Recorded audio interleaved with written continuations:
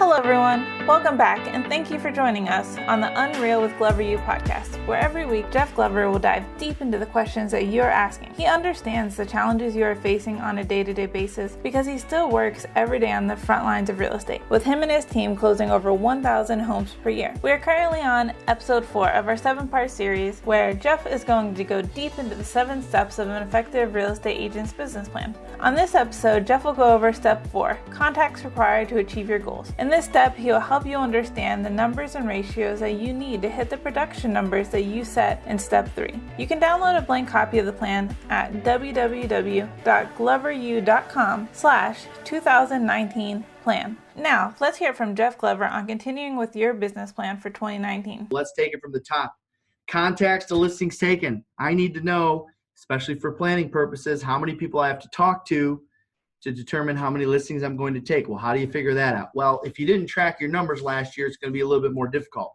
I think I've mentioned to you in the last podcast that I'm going to set about 1 appointment for every 10 or 15 contacts, but everyone's ratio is different. So if you didn't track it last year, you're going to have to track this one moving forward, because I need to be able to know, all right, if you're going to take 50 listings, then you need to talk to 6,000 people, 3,000 people, whatever that number is.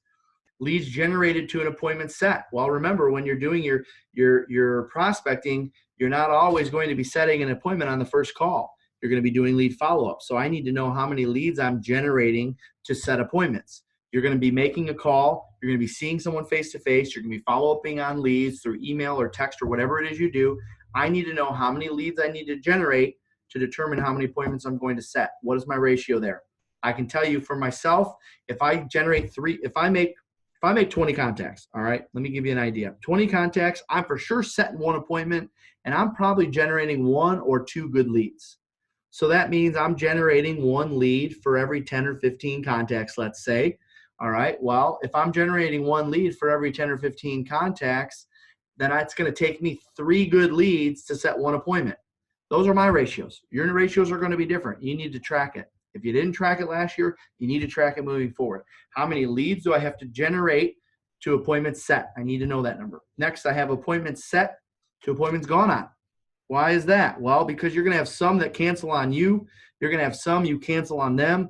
You're going to do the pre-qual. Some are going to pre-qual out. Some you're going to get there and they're not even going to be there. I need to know how many appointments set to how many appointments I'm actually going on. Listing appointments to listings taken. This one's pretty simple. How many people do I have to talk to? How many appointments do I have to go on to determine how many contracts I sign? We talked in the previous podcast that it's probably going to be like maybe 1 out of every 2 when you start out. But as time goes on, it's going to be more like 2 out of every 3, 60, 70%. Listings taken to listings sold, pretty obvious one. Most realtors, it's about 70%, 80% of the listings sell right now. You're going to need to know that. Buyer consultations to offers written. We talked about that in the last podcast. How many new buyers do I have to meet in order to write an offer? All right. It's probably going to be at least 3 or 4 buyers that you have to meet at a first showing or doing a buyer consultation to get an offer written. Buyer offers written to offers accepted. Not every single offer you write is going to get accepted. The nice thing about the market we're going into, more and more of your offers are going to get accepted. In the last market, a lot of our agents were writing 3 offers to get 1 accepted. The next market we're going into, it's probably going to be 2 offers written to get 1 accepted, a 50% acceptance ratio, which is much better than the hot sellers market we've been in. Hours of prospecting per day, all right? I always recommend 2. Maybe you do 2.5 or 3 because you're new. If you got nothing else going on and you don't have a busy business or a busy week, it should be your entire day. If you're very busy and you're an experienced agent, you're closing a lot of transactions, it might be 1.5 hours or 2 a day. You can always find room to do a couple hours of prospecting per day. Next, I want to know new contacts per day. These are not lead follow-up contacts. The lead follow-up contacts are people I already had a conversation with. New contacts per day. How many new people am I talking to per day? I always use the rule of thumb, 10 contacts per hour. If I'm prospecting 2 hours, 20 contacts. All right. If you prospect with a lot of intensity, you can get up to 10, 12, 15 contacts per hour. If you got a lot of distractions or your energy and your enthusiasm is a little low, you might only get to talk to 5 or 6 people per hour. So determine how many hours you're going to prospect, and then we can determine how many contacts you're going to make per day. Past client sphere of influence calls per day. These are warm and fuzzy calls. These are using the script, the I have a goal script. I have a goal to help 30 families in the next 12 months buy or sell a home here in blank state or blank city. I want to know how many past client sphere calls you're making per day, because if you're going to make it your number one source of business, which for me, years and years, it wasn't. I made the decision I wanted it to be our number one source of business. So what do? We put an effort around phone calls. So now I have my 15 contacts per day or 20 contacts per day to new people that I don't know. And then I have another 5 a day to past client and sphere that I can generate future business from. Company gen versus self-gen, especially if I'm on a team, I'm getting a certain percentage of the business probably from the team.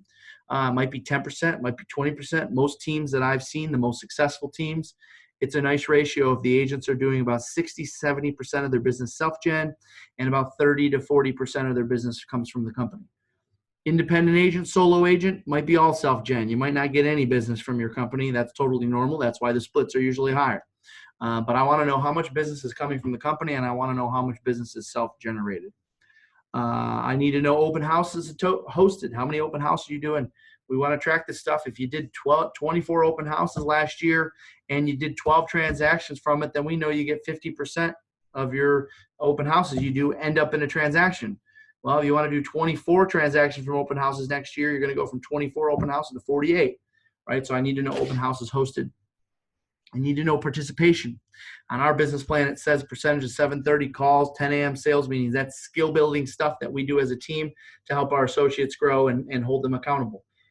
What that means, depending on what organization you're part of, whether you're solo or a team, how much do you participate in their sales meetings? How much do you participate in training? How much stuff do you go to?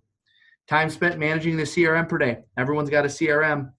The CRM is not like something that's going to generate you a ton of business unless you spend time organizing, massaging, setting people up on campaigns. So it's got to go in your schedule. It's got to go in your calendar. How much time are you going to spend managing your CRM per day? I would recommend a minimum of 30 minutes, no more than 60 minutes. Postcards, farming, how many cards are you going to send out? How many direct mail are you going to send out? How many just sold call are you going to send out? I want to know how much cards and postage you're going to be going through for your goal for next year. Well, how do I figure that one out, Jeff? Well, if you take 10 listings and you send out just listed postcards, 100 per listing, there's 1,000 cards for listing them. And let's say 8 of them sell and 6 of them close. There's another 600 there. I want to know how many cards you're sending out. Or if you decide you're going to farm your neighborhood, you're going to do monthly mailing, you're going to do a quarterly mailing. I'm going to figure this stuff out in advance. All right, there you have it. There's part 4, the ratios required in the Glover U business plan in order to put together a successful plan for next year. Make sure you understand your ratios. If you didn't track them this year, you always have next year. Thank you for taking the time to join Jeff today on the Unreal with Glover U podcast. If you enjoyed this episode, please subscribe. Search for Unreal with Glover U on iTunes or Podbean and subscribe today. Until next time, remember, it doesn't matter what is going on in the market at the time. You make your own market.